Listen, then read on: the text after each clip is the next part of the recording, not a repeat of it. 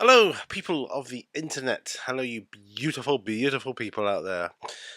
Welcome to another Pete's Media Reviews movie review. And it's another Marvel movie. As you can see, it's Thor. Now, I always loved Thor as a kid growing up. I had the Marvel comics, superhero comics. Marvel Superheroes, it was called. It came out every month, and one of the storylines was, the Avengers. And he would often appear in that, and I just loved it. Thor was cool. He was, all powerful. He was basically a god, and I just loved the storyline. Stanley did a fantastic job with his work on that production and character. But anyway, we're here to talk about this movie. Movie wise,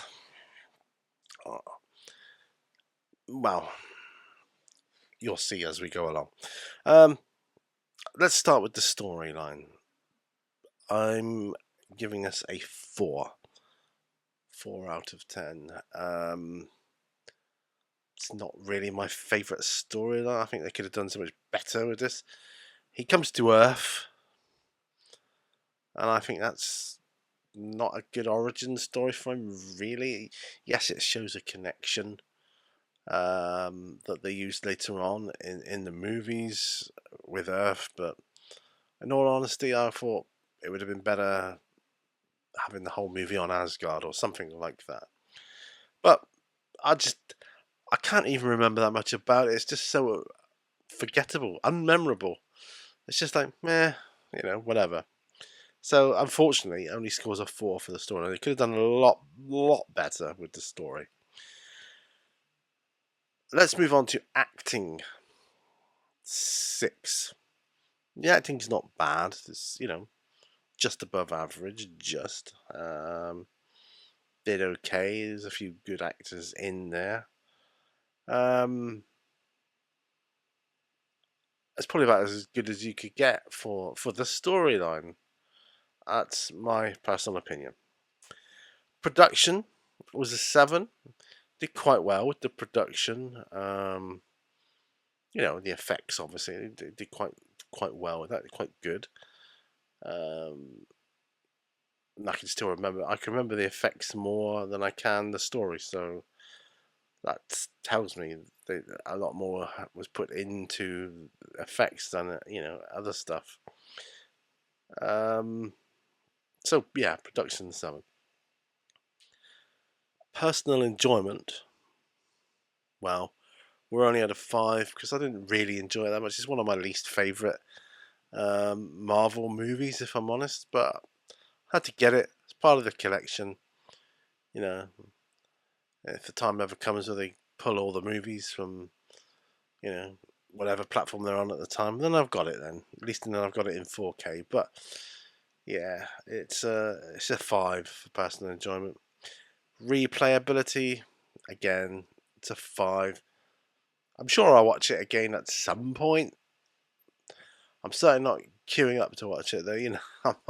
I'm not busting my teeth to watch it again. It was just generally overall the overall score 27 out of 50. It's just about the halfway point. We're almost on bad movie scores there.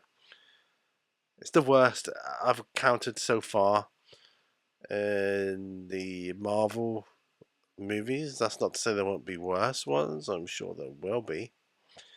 But 27 out of 50, I say it's above half. It's not what I would call a respectable score by any means. I was hugely disappointed by this movie, if I'm honest. Like I say, I thought they could have done so much better with it. But who am I? I'm not a director or a producer or story writer, am I? Although I did have aspirations to become a director when I was at university, and even a writer. So yeah, I could do the old failed director thing then, and criticise, can't I? But yeah, I just didn't enjoy it that much, It's a movie I'm not going to be watching again in a hurry, which is a shame. Because, like I say, they could have done more. They had a lot more potential to be more than it was. But such is life, and such is my score. 27 out of 50. Don't forget, if you like these movie reviews, you want to see more, please hit that subscribe button and click on that bell notification if you want notifying of future uploads.